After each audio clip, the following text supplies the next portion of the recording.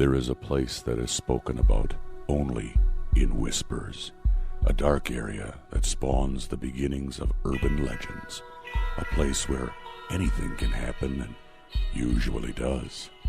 During the light of day, it hides just outside of view, but when the sun goes down, spirits, creatures of the night, roam free, and things do go bump in the night.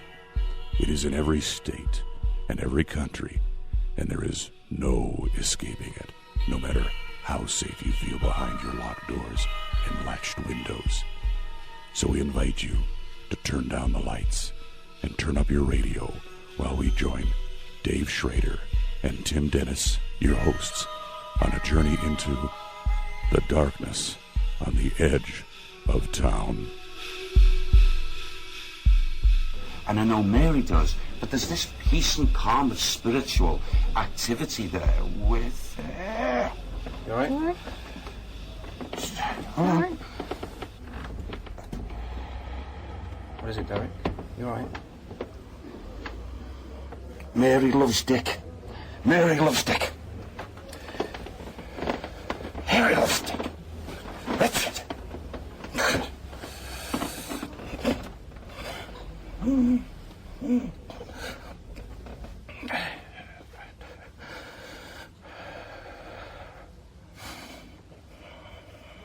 Don't say all those things about him. Don't.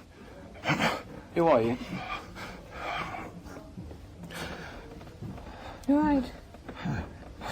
You all right? Just for a moment, her energy came in, and there's annoyance. A nice lady, but I feel as if she's got this great love for Dick. Right. For Dick. Okay. Great love. Covers him up. Covers him up. Are they related or? Are Yes. They're related. Yes. Right. She covered him up. She helped him. How do you mean covered him up? How did she cover him up, Sam? She protected him. Right. With who? The only two that protected him were herself, Mary, and Betty. Mary and Betty. Okay. They knew. The only two ladies that knew this secret place. And she used to help him. And would send Food and Betty. things or something Right. like that. Yeah, and parcels. This is very, very interesting. You're giving a lot of information over here, and I'm hearing through my earpiece that our historians are going completely bonkers. So, I mean, has Derek come up with the right information? The best bit of that was Mary loves Dick. Fuck me! I could not stop laughing. And she Framed her out. No, and she tried to keep a straight protects him. She protects him. She covers him up. Well, I thought I held the piece together there about when you went, Mary loves Dick. Mary loves Dick. Nobody was Mary loves Dick. Mary loves Dick. Mary loves Dick. No. That was so bloody funny. Well, that is one of our favorite bits from Most Haunted. Derek, doing the show, it looks like, most of the shows that you guys did, it must have been fun and exciting to be in all these different places and to see the places that you've seen and to be a part of a large group like this all focused on the same thing. Was the overall feel of Most Haunted a fun time to get in and do all these different places? Well, Dave, from the conception, after the pilot, before it was commissioned, it was thoroughly enjoyable. We didn't know from one location to the next naturally what we were going to find, what experiences we were all going to either collectively experience or singly experience. And there were wonderful times. Some of them rather, I suppose, to a lot of the crew, rather frightening, rather shocking, but then, taking it all into consideration, going into these places where, the history was probably up to 1,000 years, if not more. It was wonderful times at the beginning, yes. And for those of you that are just tuning in, shame on you. You missed the first hour of our show. We're talking to Derek Acorah, the psychic medium from Britain, who is probably most well-known here in the United States from his stint on the TV show Most Haunted, which ran, is still running, but I guess now how many seasons total were you with this series? Well, I was with a Most Haunted series, up to the 6th series, over 100 shows. Wow. And also incorporated alongside that 19 Most Haunted Lives, which were over 3-day periods. Now, I do want to make a mention. This field is wrought with peril and drama and negativity, and I know my listeners, just like everybody else out there, was hoping to tune in and hear you dish on everybody and everything and all the negative side of this. And I just want everybody to know that when I approached Mr. Acorah to be on the show, his only comment to me in the email about being a part of this was the fact that he'd be more than happy to come on and talk about the fun times that they had on the show, talk about what's going on, share his life with us, but that he wasn't interested in coming on to tabloid radio and bashing people. That's not what it's about. He wants to stay a part of the light and to talk about the fun and talk about the things. He said that he understands there's going to be some points we'll have to address, but the object of the show was he would not come on here to start throwing barbs at people back and forth. Whether or not other people do it to him, he decided he wanted to stay above that. So we do respect that. We're not going to be pushing him in any corner. So if you're hoping for the next hour to hear Derek Acorah blast on every member of every TV show he's ever been a part of, then you can just tune out. I think there's a really good rerun of Perry Mason on some channel right now, so you can go check that out. But we are going to talk about Most Haunted and the different things that have occurred. You've taken, I don't envy you in the fact that doing a show like this and having the abilities you have, and let's face it, we can claim we're ghost hunters and we're going to get a lot more respect than somebody that claims to be able to talk to the dead. You've put yourself out there into a very public place, into a very public light, and if anybody just cruises YouTube.com, it's like every other Derek Acorah story is somebody tearing into you and shredding you or ripping on you on a TV show or interview. How does that affect you, Derek? I mean, that's gotta be really disheartening to be such a big part of such a big show and be such an entertaining personality, only to have people focused on just the negativity and the destruction aspect of it so much.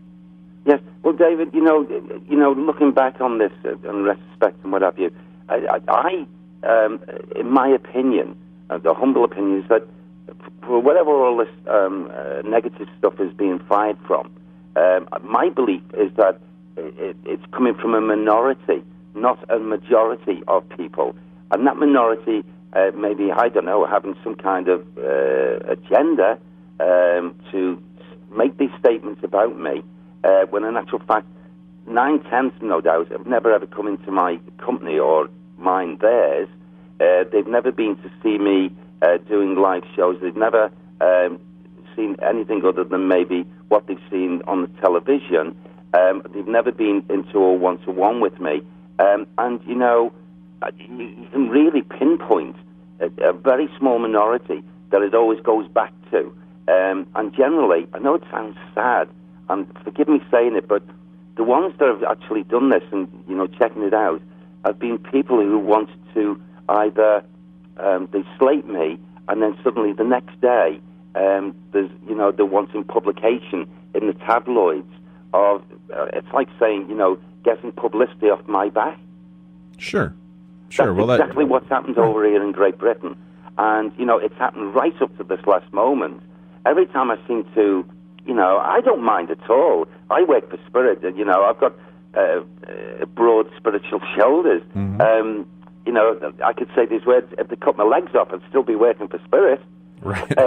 But, I every time I seem to go forward in wanting to do the project spiritually, and I've been a very fortunate man to be given the opportunity by television networks, that every time I do something new, the moment it comes out and it airs, then you get this garbage, negative garbage, that's filtered through the media, generally only from one or two, maybe three sources, very small minority, and you can check it back to where it comes from.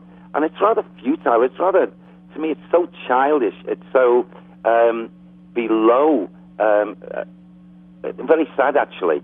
But I can't do anything about it. I don't really wish to do anything about it, purely simply because I know it's falsehood, it's lies, and it's stupidity.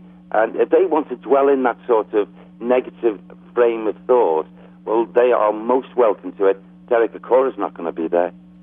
Well, it's pretty understandable. You watch the show, the three main stars of the show were you, Yvette, and Carl. And, that was the main focus. That was the entertainment value of it. And I'm not belittling any of the other cast members, but certainly you three were the main focus. And you certainly added a lot of entertainment value to it. I mean, TV is what it is. It's a venue for us to be entertained, to watch something and voyeuristically see into somebody else's life. So I'm sure that there had to be points during your career on all of the shows that you've done, leaning back to like 1999, where TV producers do put a little extra pressure on somebody with your abilities to make something exciting happen. Well, answering that question, which is a very, very, very good, valid question, is that I never once, in the time that I've worked in television on paranormal programming, which goes back quite a long time now, 12 and a half years, I've never been asked or approached by any television network producer or director to either, jazz it up or do this, that, and the other. If it's come across as being, entertaining, all very well and good, apart from the obvious fact I'm trying to prove as a medium, but I can honestly, with my hand on my heart, say no one, either in England, Great Britain, America, or anyone, television networks have ever asked me to jazz something up or even falsify. Had that been the case, Derek Acorah would have done the walk before I even started. Do you feel, and I'm not asking you to name anybody in particular at all, but do you feel that it was surprising to you that the attacks came from the places that they came? Was that a surprise to you at all to be in, to have people that you were very close with at one point and, people that you were involved with on a very close, it seems, personal level as well, seemed to turn cold to you? How did that affect you? And moving forward?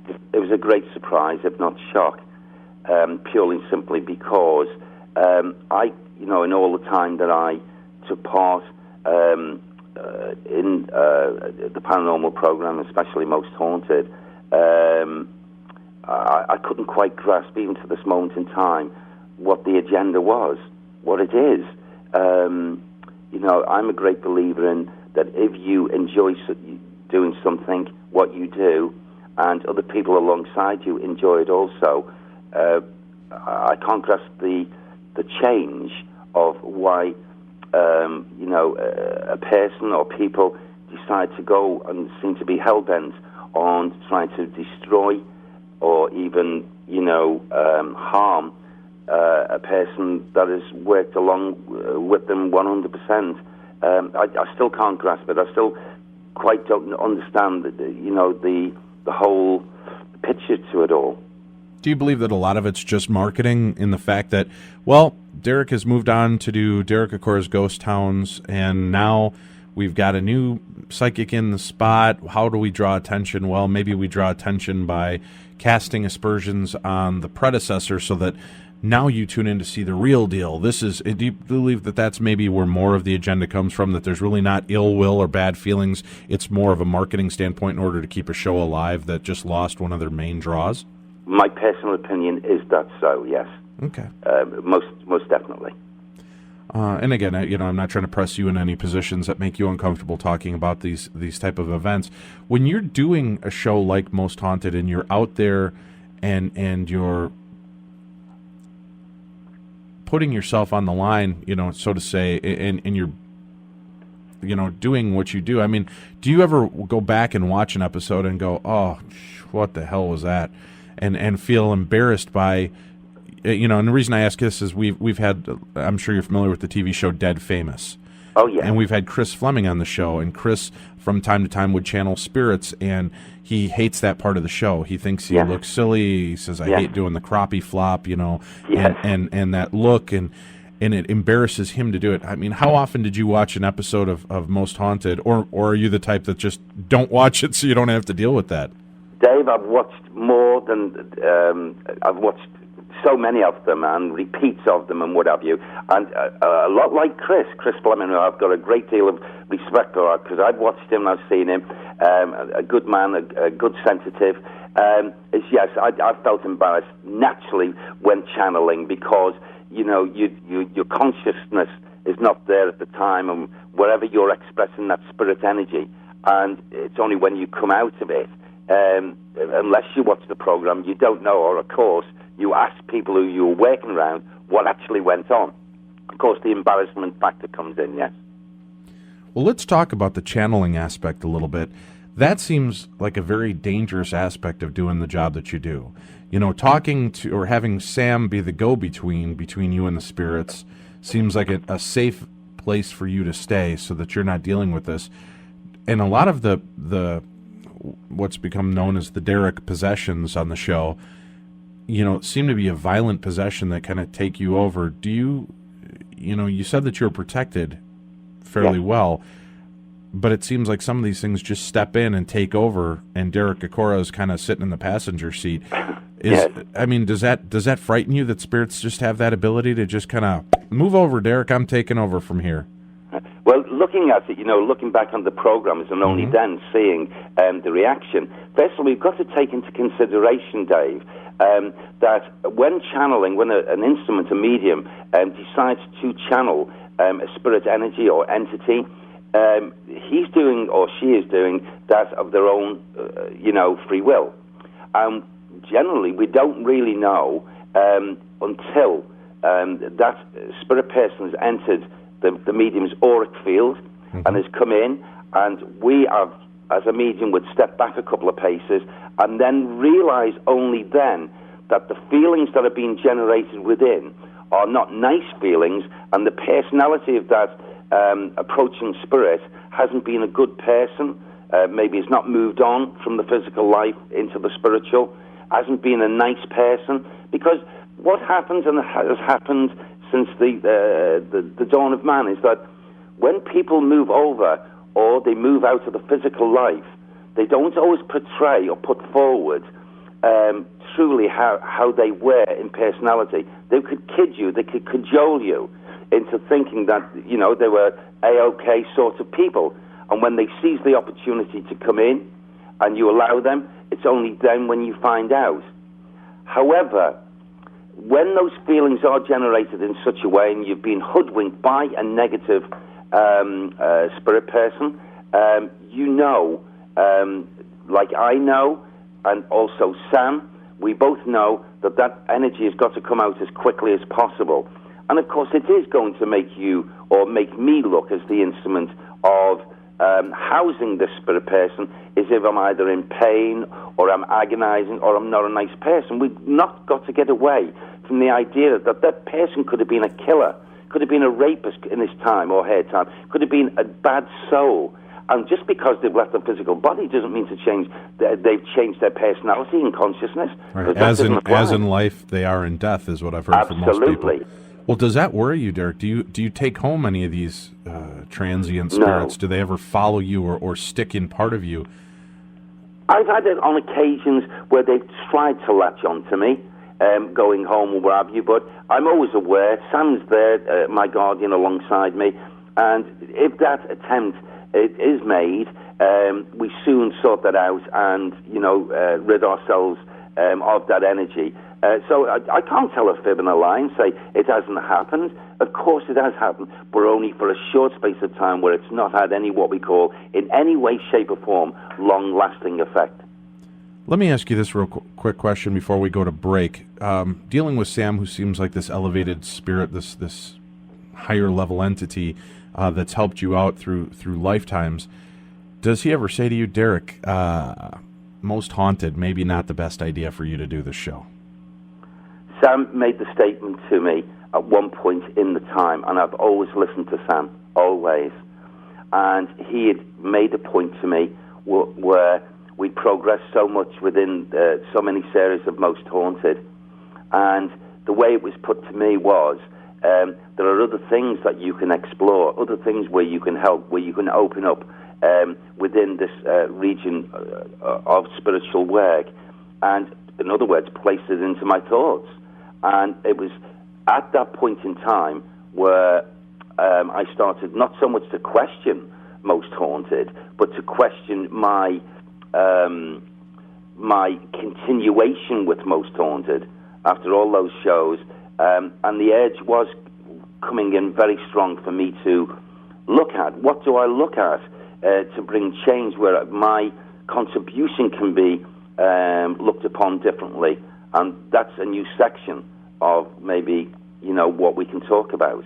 But there was a time, most definitely, where Sam had pointed out to me, put it into my thoughts for me to think it out in my off times, and then to make later a decision on what I wanted to do and what way I wanted to go. All right. Well, we're going to take our first break here in the second hour. You're listening to the Darkness on the Edge of Town Paranormal Radio Show with our guest, psychic medium Derek Acorah. Once you have seen Dave and Tim in the light, you'll understand why we must return to the darkness on the edge of town. Stay tuned. There is more to come. For 58 years, Fate has consistently supplied its loyal readership with a broad array of true reports of the strange and unknown. Fate is a factual magazine containing articles by experts in all walks of life, and by others just like you who have something dynamic, significant, and truthful to say. Keep up with the latest on angels and miracles, psychic phenomena, ghosts, UFOs, archaeological hotspots, alternative science, and much, much more. To receive your free Fate magazine, call now at 1-800-728-2730 or visit our website at www.fatemag.com. That's 1-800-728-2730 or www.fatemag.com. What are you waiting for? Your fate awaits. Are you tired of reading about what couple in Hollywood is breaking up or divorcing? Have you ever wondered where you can find the news that covers the subjects that you are really interested in? I would like to invite you to visit supernaturalnews.com. Supernatural News uses the latest internet technology to search for the topics we know you will be interested in reading. News of the latest Bigfoot, UFO, or Loch Ness Monster sightings. Read about the latest conspiracy theories and urban legends. Supernatural News, where belief and reality merge. They're hardly beautiful and barely average. In fact, when they were both born, the doctor slapped their moms instead of them. I will slap you so hard you end up in the Ming Dynasty. Welcome back to the Darkness on the Edge of Town with Dave Schrader and Tim Dennis. Is he telling you something, Derek? Is he giving you a name? Creed! Creed!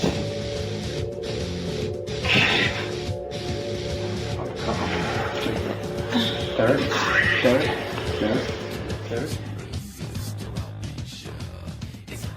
Welcome back to the Darkness on the Edge of Town Paranormal Radio Show. Our guest is Derek Acorah.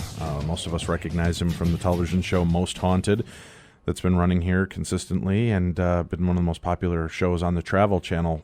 We just heard a snippet, Mr. Acorah, from one of the episodes, and we'd be remiss if we didn't talk about this and give you a chance to talk a little bit about what happened with the Creed Cafers deal. Now, personally, I'm intrigued that people that were part of a show that you were a big part of would even go to the lengths that they did to try to trip you up. And for people that aren't familiar, there were these are the reports that there was 2 instances where they used anagrams. One was named Creed Cafers, which supposedly means Derek Fakes, and then there was Eric Edels, I believe, which means Derek Lies. And they were supposedly names that were fed to Mr. Acorah prior to the show so that when he did his channeling and spoke to Sam, that these would be the names given to him. And it was supposedly a big reveal on the site, or on the show that you use these fake names and associated them with the site. I'm curious myself. You're a psychic as well as a medium, correct? Yes. If you're on the set of a TV show and you've got 8 or 10 people standing there focused on the name Creed Cafers, yes, wanting you to screw up, wanting this to happen, could the name that you picked out not have been a pre-led name? And I know I'll take a lot of heat from my listeners for leading you like this, but couldn't it just as easily be a name that you picked up because that was what so many people were focused on, and that was the energy in the room at the time, and that's the name that, as a psychic, you picked up on? Well, you know, when this program was filmed in November 2005, Dave, almost 12 months before the newspaper article in which Kieran O'Keefe made the statements, immediately prior to my new program, Ghost Towns, being aired, the day before my last appearance on Halloween Most Haunted Live, nobody, Kieran O'Keefe, Yvette Fielding, Carl Beattie, anybody have ever come forward with a proof. All they've done is attempt to blacken my name with a whisper campaign. What they claim is being brought forward way after the program. Why didn't any of these people go to the television company, 12 months before and tell their findings or to say what they said about this? Whenever a sensitive goes into the atmosphere, a medium, psychic, into the atmosphere, basically where there's either spirit energy that's active, Dave, or whether there's residual energy. That's what we're there for, to pick up on the atmosphere, the atmospheric, the ether itself. So, mixed in that ether, there's going to be a number of things, and especially if there's an activity, and then suddenly, if all day long, we've got to remember the nature of the program. I never used to get called to go till the early evening time, and all that team would be there, Yvette, Carl, Kieran O'Keefe, all the team would be there from early that morning. And if they were walking around talking in conversations collectively, and a name or names such as the names that are being used are in that ether, unfortunately, this is the case. It's happened before, that through the honesty of what the medium is going to, speak out, is what he or she is actually experiencing in that atmosphere. So to blame, I suppose, would be if that actually happened that day. Certainly, where Kieran O'Keefe was concerned, did not approach me and say anything or leave pieces of paper which he's actually, purported to have said in statements. It's amazing, like I said earlier in this lovely interview, that every time something so major was pointed out and fed to the tabloids, all coming back to the same place, that it was always when I had a show the next day to be aired. Now, as far as those names were concerned, I'm not going to say, in my total honesty, that, I know the viewers and the fans have seen and what's been aired. What I said was generally from the atmosphere. There was certainly not any talk from any other three participants within the Most Haunted crew. Total lies. So it was, but could it be? You're saying when you're pulling from the atmosphere. So you are in essence saying that you do think that if there are so many people focused on a word or a name, I mean, this has been proven. There was a maybe you remember the scientific study they did where the students tried to create a ghost by giving it a personality and a name. Yes. And suddenly, do you remember this at all, Tim? I remember the study. I don't remember what it was. But they set up this non-existent ghost, and suddenly they started getting results.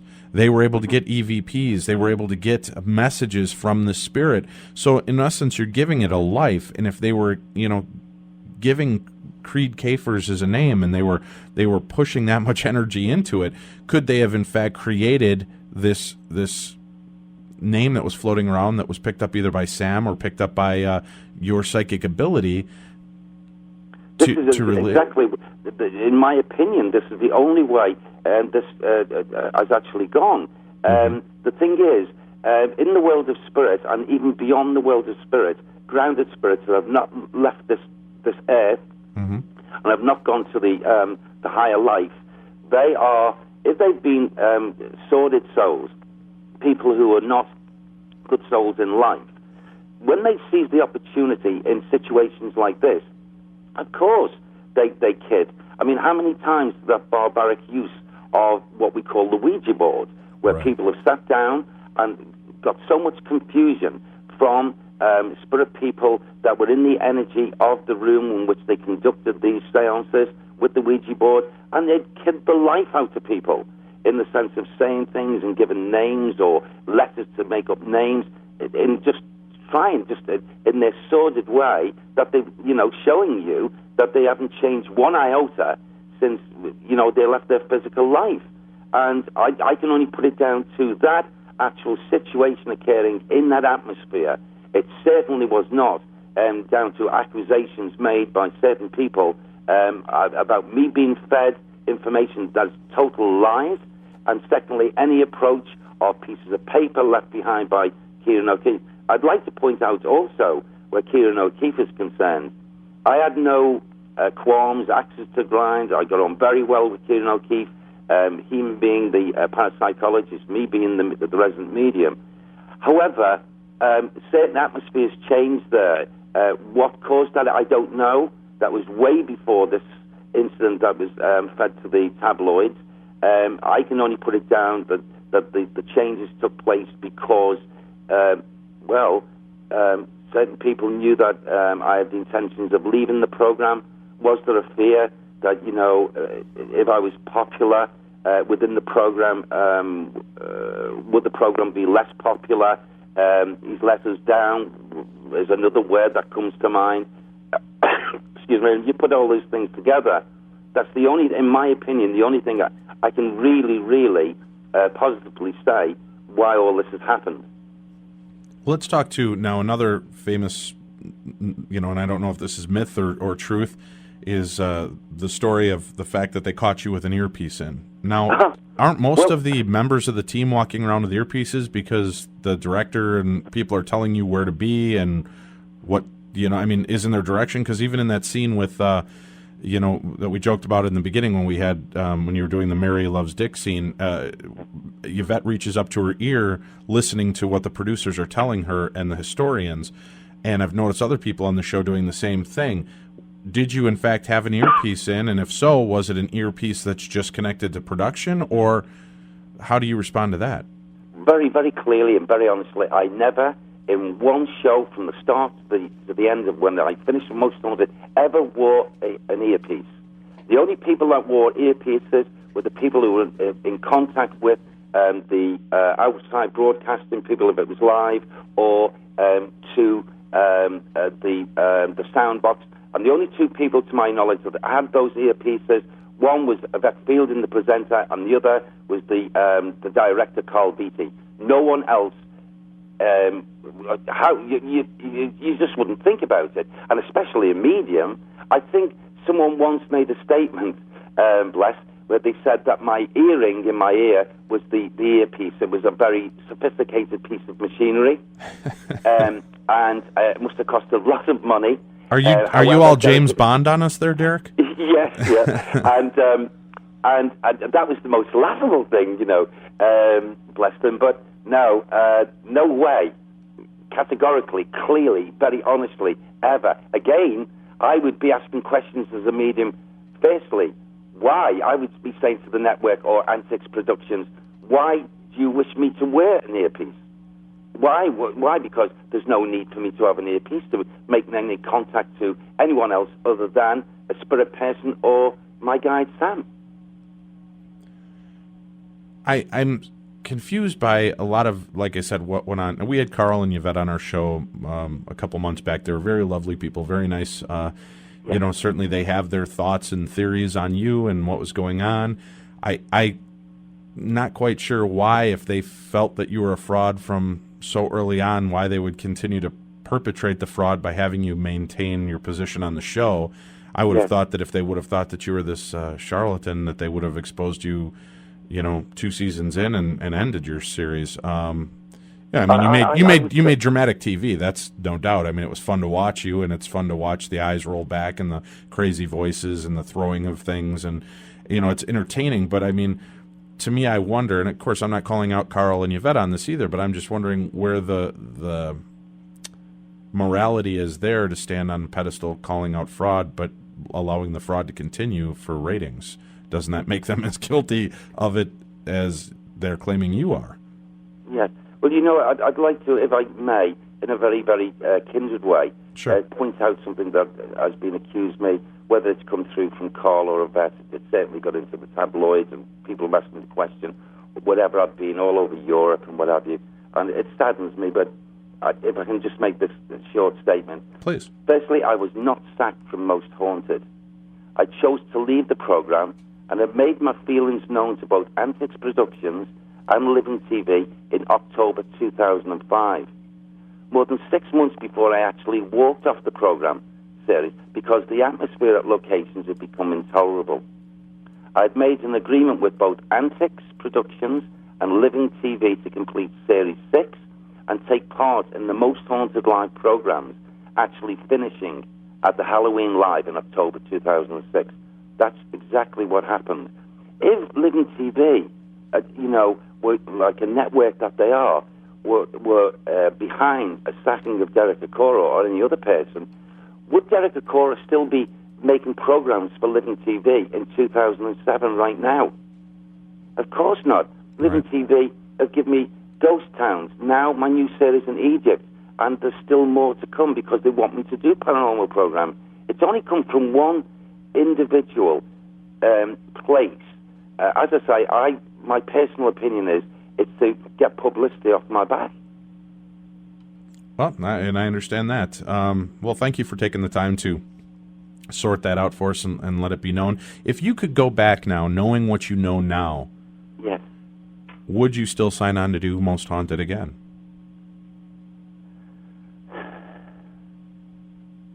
No, I wouldn't. Okay, fair enough. With the direction that you're taking the show and where you're being led, how do you feel that your abilities are best being suited? Do you feel that entertainment shows are helping people with your abilities? Do you feel that that's ever a misuse of the abilities that you've been given? Well, I found after 4.5 years, all those shows were Most Haunted, that at a certain period of time, go into the latter part of before I finished with Most Haunted, that there seemed to be a more, okay, the entertainment side was always there because it's television, but it seemed to be leading in such a manner that I started to question my mediumship and what my role was for the seriousness and the side of what I should be portraying. And of course, I checked myself up with that. That was one of the reasons why I wanted to leave, is because I had in my mind that I wanted to take part and be a contributor of a more serious, if you like, fun approach, investigating of, sacred sites across the world.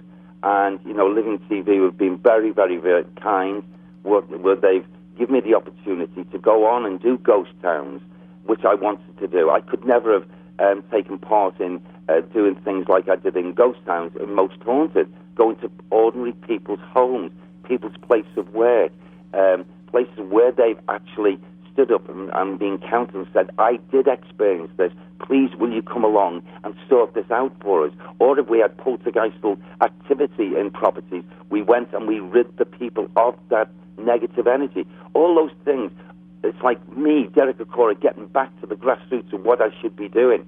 And the same applied to, go out to Egypt and find out whether I could in any way get to speak, or better still, for those people of 4,000 or 5,000 years ago who were willing to step forward back into the atmosphere and explain some of the mysteries that have been surrounding their name, what actually happened to them. And it's been an absolute sheer spiritual wonderment for me. It's like as if Derek Acorah is now on the right track, doing the things that I should be doing with Sam, and also with the involvement of some very serious-minded people who are there to investigate properly without fun and hilarity. Great. Well, we're going to take our last break, and we're going to be back with Derek Acorah here on Darkness on the Edge of Town Paranormal Radio Show. We're going to talk in the last about 10, 12 minutes here with Mr. Acorah about what his future does hold and where the track is going to take him. We'll be back with more. We thought El Chupacabra meant the cup of coffee in Spanish. Me llamo Eduardo Especial. ¿Cómo está el yay? What you talking about, Willis? Shows you what we know. Stay tuned. There's more to come from the darkness on the edge of town. For all students, regardless of disability, education is a right, not a privilege. Hello, I'm Bill Curtis. Imagine a classroom with no books, or a classroom where all the textbooks are written in a code you can't understand. For millions of students who struggle with learning disabilities or a visual impairment, textbooks present barriers to educational success and independence. The National Nonprofit Recording for the Blind and Dyslexic brings the printed page to life for students. RFB&D offers the largest collection of recorded textbooks in the world, available to everyone with a disability that makes reading difficult or impossible.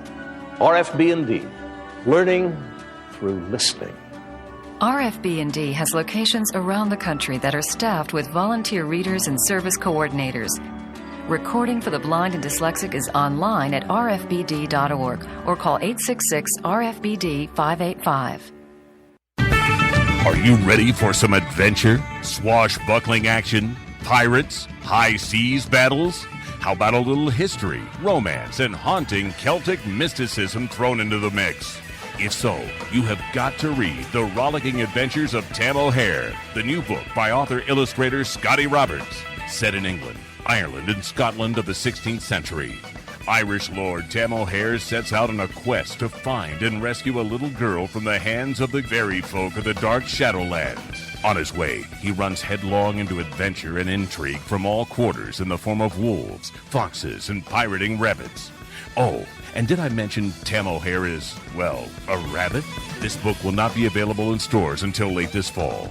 But you can get your advance copy of The Rollicking Adventures of Tam O'Hare now by going to www.tamohare.com. That's www.tamohare.com. The Rollicking Adventures of Tam O'Hare. You'll never trust a raccoon with a sword again. If you read Taps Paramag every month, you'll be able to tell the difference between the absurd and the creepy. Taps Paramag takes you where few would ever go on purpose. From exclusive interviews with the cast of The Ghost Hunters to the latest trends in technology in the field of the paranormal. To join our journey, order at tapsparamag.com. Are you tired of reading about what couple in Hollywood is breaking up or divorcing? Have you ever wondered where you can find the news that covers the subjects that you are really interested in? I would like to invite you to visit supernaturalnews.com. Supernatural News uses the latest internet technology to search for the topics we know you will be interested in reading. News of the latest Bigfoot, UFO, or Loch Ness Monster sightings. Read about the latest conspiracy theories and urban legends. Supernatural News, where belief and reality merge. If you bleed from the ears while listening to Leo Sayer records, would it qualify as a paranormal experience? I thought so. Welcome back to the darkness on the edge of town. Ooh, that hurts. Welcome back to the show. We're in our last segment of what's going by way too fast. We've got a great interview going with Derek Acorah from Britain. You know him as a psychic medium on the TV show Most Haunted, also Derek Acorah's Ghost Towns, and he's got a new show. And we'd like to talk to you about that. But before we do, I have one other question for you, Derek, and I'm just curious your feelings on this as somebody being involved in the paranormal field. The skepticism level is so high for people with your ability. And when you watch your show, the thing that always kind of blew my mind about watching you, I threw up the temporary suspension of disbelief. I gave myself over to the show. When you would come up with names that were so insanely long and hard to come up with through Sam's help, yes, I'm in this room and it was once owned by Sir Twigglytop and Middlebottom, and there's, it's not like Jones or Smith or some other name that anybody could pull up. You would give very specific detail and names. Can you see from an outside perspective how just unbelievable that looks? Do you ever look back at it through a skeptical eye as well and see, now, I can understand why this looks so crazy to somebody that doesn't have this ability? Well, absolutely, yes, David, because, looking back on the shows and what I'd be sitting watching with my wife, Gwen, or other family members, my daughter, my son-in-law, even my grandson, and I'd look to Gwen and I'd say, where the heck did that come from? Or where did that affect? Or look at that, So, yeah, it did take me by surprise also. I'm not saying all of the shows, but it certainly did take me. But then again, my belief system in my judgments of my good friend Sam, I've said wherever I go, 2/3 of my work ever done, I'm like a mouthpiece, a voice for the real one who's doing the work from the spirit side is Sam. Sam is the one. Without Sam's availability, without him being alongside me, some would say like a disembodied voice. So what? He's there, he's real. And I say that with respect to him and also the skeptical mind. Yes, of course I have done. However, it still doesn't change the fact that I was there. I did, and I'm still doing, and all the better in that sense that if through mediumship, not just myself, all some very, very good mediums across the world, I'm sure are doing exactly the same, but are not getting the opportunity to do it on television. All right. Do you ever, when you're dealing with Sam, first of all, help me understand this. Do you see Sam, or I know that you kind of touch your ear and you like you're trying to focus, or are you only hearing him? No. When you see me doing that on television, where at that moment in time, Sam is no doubt not showing himself. Mm-hmm. But so I'm listening very intently, and then he comes closer and closer until I can hear him very clearly. However, when he does show himself, and it's quite often, I see that reassuring look from him. I see the smile. He's got a sense of humour. He's not a stead, morbid sort of looking sort of a man. And that fits with me because I'm in this present day and age, 2007. I've got my own sense of fun or humour, as my family know. So, of course, to have that alongside me gives me that total aspect of total reassurance that my belief system, whatever I get told by him, if it's not coming direct from a spirit person, I believe 110%. Do you ever get the feel, or as a psychic, do you ever sense somebody else has stepped in and trying to convince you that they're Sam when it is, in fact, not Sam? No. There's been too many, I say that with respect, there's been too many instances, occasions, through my mediumship over all these years to even, I suppose, consider that it is another person. You see, a spirit guardian, a guide, is there for you 24/7. You may not always be communicating, or he or she, with yourself as the medium, but they're there just a couple of paces back, always there for you. So, in actual fact, in that question, which is a very good question, Sam would not allow another spirit person to step forward and try to purport it with Sam. There are too many fall-down factors for a spirit person to be able to be cunning enough, cute enough, or even clever enough to even try to impersonate Sam. All right. Good question and answer there. Now let's talk about your new show. And now, Derek Acorah's Ghost Towns, that is no longer on. No. But you've got, go ahead and tell us about your new show. Well, we recorded, we went out to Egypt for just over a month, the whole team, and we were so privileged that the Egyptian government assigned alongside us, after they'd given us the green light to come in, assigned alongside us some of the top specialists, right up to Dr. Hr.2, who's the head of the whole of Egypt's antiquities and what have you. A very lovely man. In actual fact, all the officials were very, very, very nice, caring people. It was thought at first that maybe they might not take on too kindly to a person of like myself in mediumship. However, after a short space of time, after the first investigation, then the second investigation, it was very noticeable that these officials, top officials, were very warm towards the medium side aspect and wanted to know, would you believe, more. They had to be shouting in the background, Derek, more, find more. Did this happen? They were so, and at the end of the series, you know what, David? They said, to me very, very lovingly that, if I wanted to come back into Egypt to do more, I could come in tomorrow. And that show is airing currently right now on the BBC, correct? It's airing on Living TV, and that's at 10 p.m. Tuesday evenings. And in actual fact, there's one this evening, and I'm really, really looking forward to viewing. More importantly, to let the viewers see from another aspect in another country what is actually going on in the spiritual activity there. We were just blown away, if that's the right word, spiritually, psychically, emotionally. It was just an absolute wonderful experience. And I'd like to think that maybe, one day I'll go back to Egypt. Do you know when the show might start airing in the United States? Well, we can't say because I'm not part of the network. I mean, it's naturally up to the network and which network wishes to buy it. But we have heard encouraging news that there is a great deal of interest in it, and I can imagine why, because of the history of Egypt and what went on there and stuff. And what can I say is, I hope sincerely in my heart of hearts that America gets this program, because I'm sure the fans, the viewers, are going to be extremely interested with the findings. Now, I do have an email here from a lady in the UK. Her name is Sinead Woods, and she said that she had a question for you regarding your Paranormal Egypt show.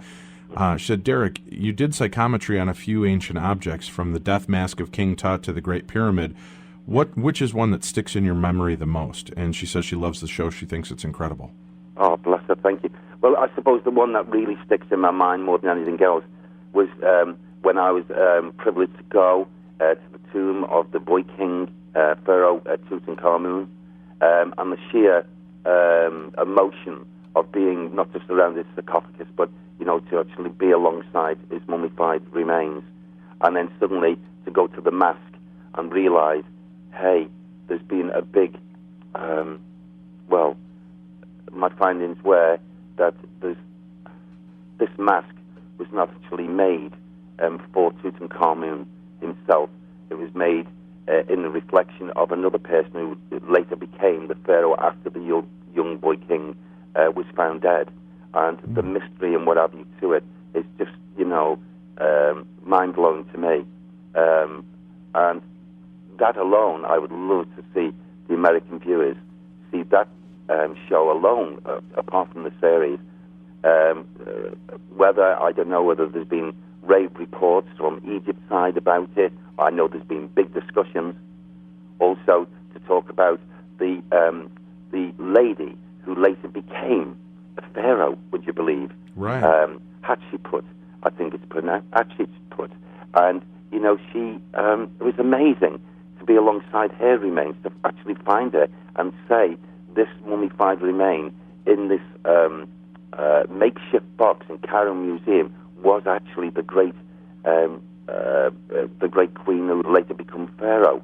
It was amazing. It was like, to see a spirit person standing at the head of this coffin, and a male, and then a young male, to say that the young male said it was his mother, and the spirit man said it was his wife, and then suddenly to do that investigation, and the director of Giza Antiquities said, this is amazing.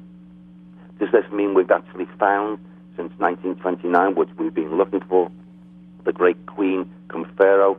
And we come back to the UK.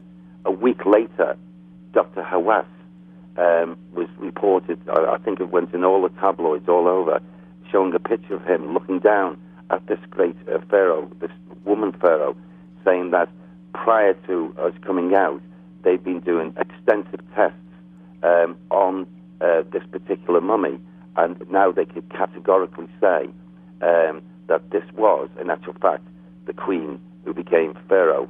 And I'd actually done that investigation a week and a half before. Unbelievable. Well, with the future that you're doing with the shows, I'm curious one thing. When you're over in these foreign countries and you're communicating with the spirits, are you communicating directly with the spirits, or is it coming through Sam? generally it's coming through Sam in interpretation, but also... Okay. So I was wondering if he was able to translate for you from Egyptian, because that's got to be kind of hard for you to understand. He does. But there's also, David, which is really, really, until I started doing, condition that's not English, is that there is a universal language in place. And, I did, especially from Ramesses III, managed, without Sam's kindred spiritual interference, managed to speak to me in such a manner that I understood him. And that was the great Pharaoh Ramesses III. Wow. Oh, and it happened on a couple of occasions. It happened with another man who are very interesting. Who built the pyramids? And if it was built by men, were they slaves? No, they were not. Who was the great architect? Imhotep. And, to get a link with him, which he openly spoke to me, and I could understand him, it was just absolutely mind-blowing. I truly, truly hope America and the American viewers and public get the opportunity to see it. Well, I do too. And Derek, I just want to thank you very much for being such a gentleman, spending this evening with us on the show. We'd love to have you back on in the future again when you've got more programs coming out and you'd like to talk to us more about updates on any of the events that you're doing. Please keep us in mind. And again, if you're going to be out in the States, let us know. We'd love the chance to come out and say hi with you. Thank you, David. It's been a pleasure, and I certainly would like to link up with you again. Definitely. Now, is there a place people can get in touch with you if they want to send out fan mail or just give you feedback and let you know? Well, they can send it to a P.O. Box, number 32, Ormskirk. I'll spell that for you, ORMSKIRK, Ormskirk, L for Leonard, 40. 9 SN. That's in the UK. Okay, great. And they can send out the information and letters to you there. Yes. And again, if you want, you can check out Derek's official website. He does have an official website at DerekAcorah.org. And Derek, last question. We've got about 10 seconds left. You do have an official MySpace page. Is that correct? MySpace? Yes. No. You're not officially on MySpace? No, I'm not. Okay, that's good to know because there is an official Derek Acorah MySpace page, so now people will know that that's not really you.